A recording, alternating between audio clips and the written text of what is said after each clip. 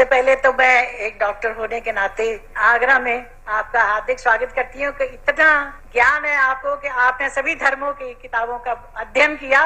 मेरा नाम doctor R.K. Verma है। यहाँ पे मैं वर्मा नर्सिंग होम के नाम से अपना नर्सिंग होम चलाती हूँ और ये हॉल जो है मेरे पतिदेव की देन है। जब वो मेयर थे आगरा के तो उस समय उन्होंने बनवाया था, आज जो जिसमें इतने लोग यहाँ सब बैठे हुए हैं। मेरा एक छोटा सा सवाल है और बहुत दिनों से घुमड़ता है अंदर कि आप सब लोग हर साल अपना एनुअल फंक्शन जो है मक्का मदीना मनाने जाते हैं, तो वहाँ हिंदू को, ईसाई को और धर्मों के लोगों को क्यों नहीं जाने की इजाजत है? जैसे आप लोग जाते हैं, क्या हम लोग नहीं जा सकते वहाँ पे? वो हमारे लिए भी तो एक तीर्थ स्थल है।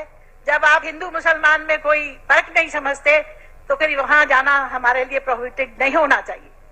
डॉक्टर वर्मा साहिबा ने बहुत अच्छा सवाल पूछा और ये मेरी किताब में 10वां सवाल है जो गलतफहमी नंबर 10 है। मेरी किताब आप पढ़ेंगे, गलतफहमी नंबर 10। और डॉक्टर साहिबा ने बहुत सही फरमाया कि अगर हम आलमी भाईचारे में मानते हैं तो सिर्फ मुसलमान को क्यों इजाजत है मक्का और मदीना में जाने की, गैर मुस्लिम हिंदू और सिख और ईसाई को क्यों इजाजत नहीं है? बहुत अहम सवाल। इसका जवाब है कि हर देश के अपने अपने रूल्स और रेगुलेशन होते हैं। मिसाल के तौर पे मैं हिंदुस्तानी हूं, लेकिन मुझे कुछ हिंदुस्तान के इलाके में जाने की इजाजत नहीं है जिसे कहते हैं कैंटोनमेंट एरिया।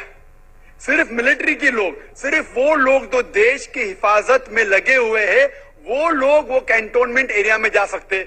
मैं नहीं झगड़ सकता हूं, मैं इस देश का नागरिक हूं, मुझे क्यों नहीं जाने देते? नहीं, ये गवर्नमेंट का रूल है। ये कैंटोनमेंट एरिया है, मतलब खाली वो लोग, वो शख्स जो मिलिट्री के लोग हैं, जो देश की हिफाजत में लगे हुए, सिर्फ उनको इजाजत है। ये रूल है। इसी तरीके से मक्का और मदीना मेरे हिसाब से इस्लाम का कैंटोनमेंट एरिया है। वो लोग, सिर्फ वो इंसान जो इस्लाम के लिए जान देने को तैयार है, वो लोग को अलाउड है, बाकी लोग को नहीं।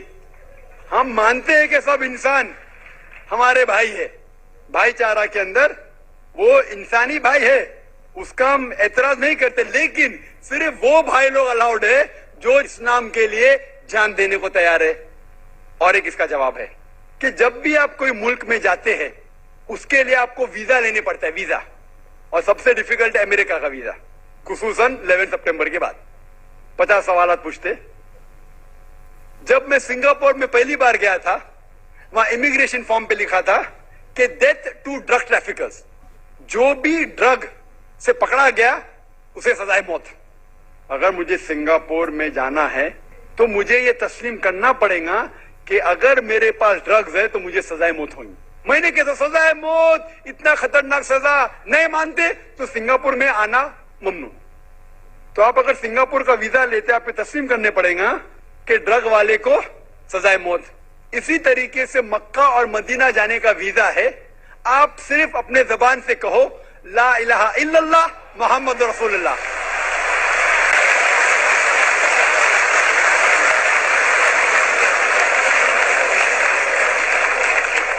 अगर कोई भी इंसान अपनी जबान से कहता है ला इलाहा इल्लल्लाह मोहम्मद रसूलुल्लाह, कि ना कोई माबूद है अल्लाह के सिवा और मोहम्मद सल्लल्लाहु अलैहि वसल्लम उसके पैगंबर है, कोई भी आपको रोक नहीं सकता मक्का और मदीना जाने के लिए।